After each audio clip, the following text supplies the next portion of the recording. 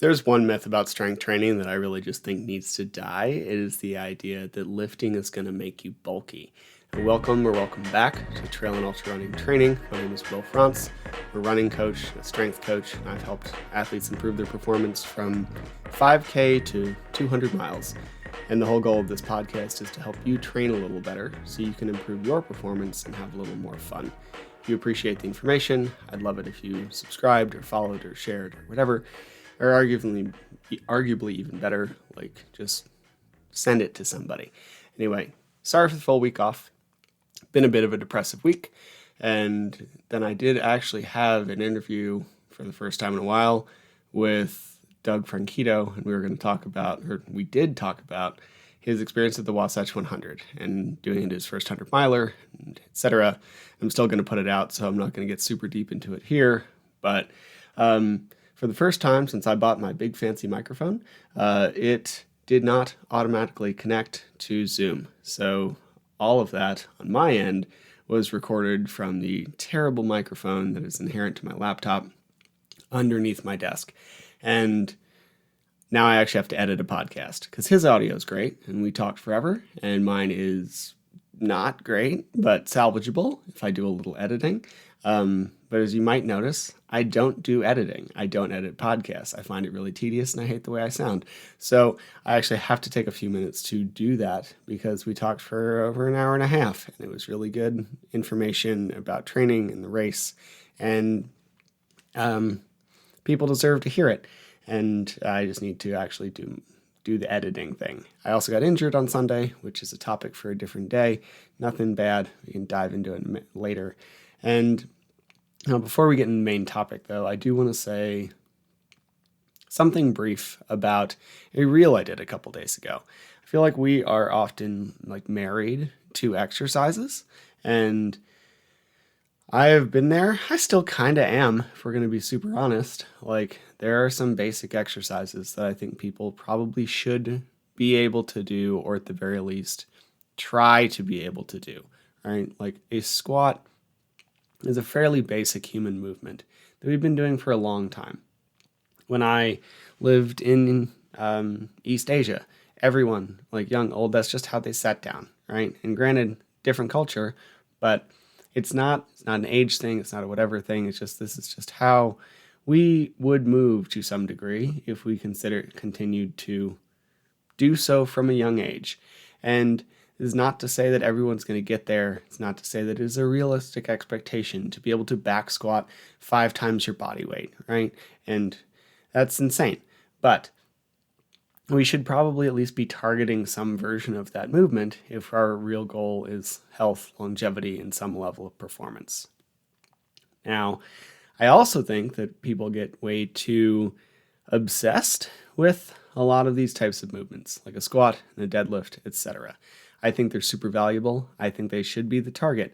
However, if you have someone that just isn't there yet, then maybe we do something else, right? Like if I have some tendon issues or quad issues or hip stuff and it hurts to do this movement, then maybe we just get on a leg extension and do that. I think for example, a clean, a CrossFit, made these very popular again, is a great movement, but it's not the only way that we can create power. In fact, there's probably safer, better ways for a lot of people that we could use, like a landmine or a dumbbell or whatever. We don't need to do a barbell overhead press to build shoulder strength. If we do this standing, then it can be a really good representation of core stability, etc., but we don't need to get married to it. You can use cable stuff to improve your shoulder strength. We don't need to get obsessed and completely wedded to these ideas of movements just because they are really good, but let's not restrict our progress or hold ourselves back because we're chasing something that's inappropriate right now, right? Like if I have someone who really struggles to walk, then I'm probably not going to make their standard a barbell squat.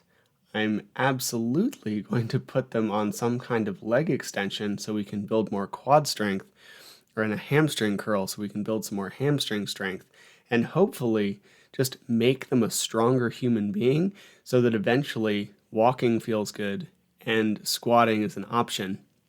And we may never get there depending on 1,000 factors, right? But the target should be to get there, or at least to be able to do these things. But if we don't, at least we're still making progress. And that said, I also want, the main topic of the day is lifting will make me bulky. And I put out an email about this yesterday, I think. I don't know. Time eluses all meaning. And lifting will make me bulky is the general topic that I think I hear more, or complaint or whatever, that I think I hear more from people than anything else. This includes injury, it includes whatever. Like, the thing that I hear, both in person and on the phone, whatever, it doesn't matter who they are, it can be men, women, young people, old people, athletes, couch potatoes, it doesn't matter. I hear this all the time, is that I don't want to look like a bodybuilder. And I'm here to tell you that that's great, because you will not look like a bodybuilder. Because if you don't build a ton of that muscle really early, that's going to be a rough bag. Also, it's just not a thing that happens accidentally, right? Like, I know that we all know someone who lifts a lot and has a lot of muscle and is probably a lot bigger than you want to be, and that's super fair. But I also almost guarantee that that person is maybe genetically advantaged, but very likely they just lift a lot of weight. They probably go to CrossFit 5 or 6 times a week for an hour each time, or they're in the gym running a powerlifting program for 5 hour to hour and a half sessions a week. They probably eat an insane amount of food in order to intentionally put on that muscle mass. Like, the only subset of the population who does not ever throw that complaint is like the high school boy crew who comes in at 4 p.m.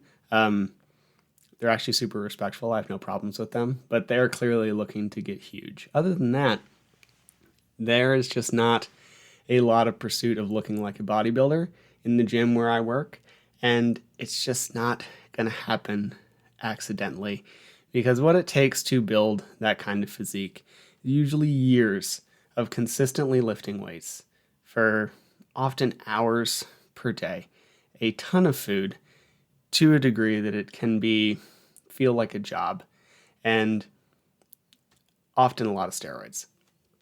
And if we just start to do overhead presses, you're not going to immediately have shoulders the size of bowling balls, right?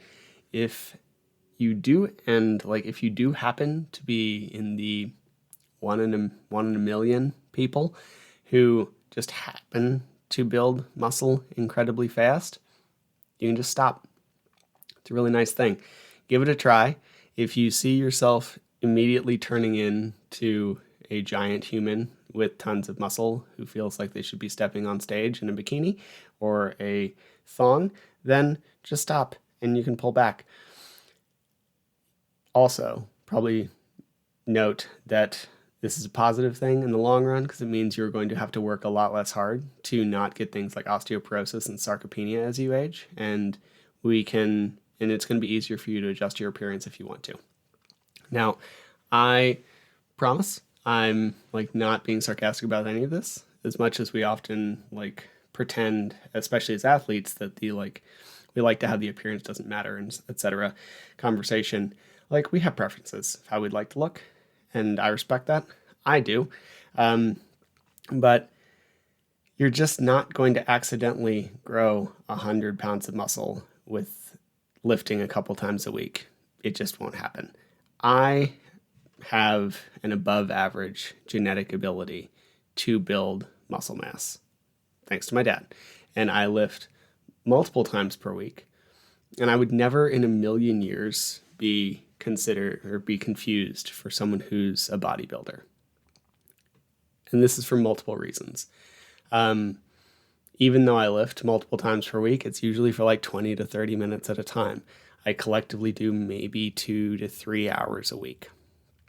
I've never touched steroids, and it's just really difficult to build an insane amount of muscle when you run a lot every week, which is still my larger priority from an athletic perspective. I spend a lot more time running than I do lifting. And as a result, the balance there is just not in the favor of the extra muscle mass, right? It is in the favor of staying at wherever I am and getting faster and getting stronger, but not putting on a ton of body mass. Now, if we make the comparison to running, right? Like saying that you don't want to lift because you're worried that you're going to become a bodybuilder is like saying that you don't want to start running, like you don't want to go out for a run with your friend group because you're worried that you'll accidentally qualify for Boston. Like it's just not going to happen. It takes a ton of work. It takes a good amount of probably natural talent to get to that level, especially quickly, right? Like we're going to have to put in the time. We're going to have to put in the effort. It absolutely helps if you start young and early. And if you have some natural talent, it might happen faster, but it is so rare to have someone who starts late and immediately ends up super fast, right? And this is not, I can't remember the guy's name. I think his first name is Ben, and I think he's a Nike athlete, and he started running pretty late in life, and now he runs like a 2:30 marathon. That's still not necessarily professionally competitive, but it's a lot better than most of us are going to do. And even then, he still works really hard and trains really hard, and it's taken years to get to that point, right? And he clearly has some level of just latent genetic ability that you can't teach that. But even then, like if he had started younger, he might have been a professional. But as it is, like he's a sponsored athlete who started later in life, and that's incredibly impressive. But it didn't happen accidentally. This would be the same thing when it comes to lifting. If you start lifting, if you move some weights around, it is not going to happen accidentally that you just get huge, right? It's going to take a ton of work and some level of like natural genetic proclivity. And then if you want to get really big, it requires you to make the choice to inject steroids into yourself. So it's just not going to be an accident. These are going to be choices that you get to make, right? So I'm not here to tell you what to do. That's never my thing. If you don't want to lift, don't. You're an adult, as I always say. However, lifting is absolutely good for your long-term health, right? It is one of the forms of exercise that is recommended across the board. And we know that it is going to help you long-term prevent things like sarcopenia, which is age-related muscle loss, and osteoporosis, which is the porous bones that we can get when we're older.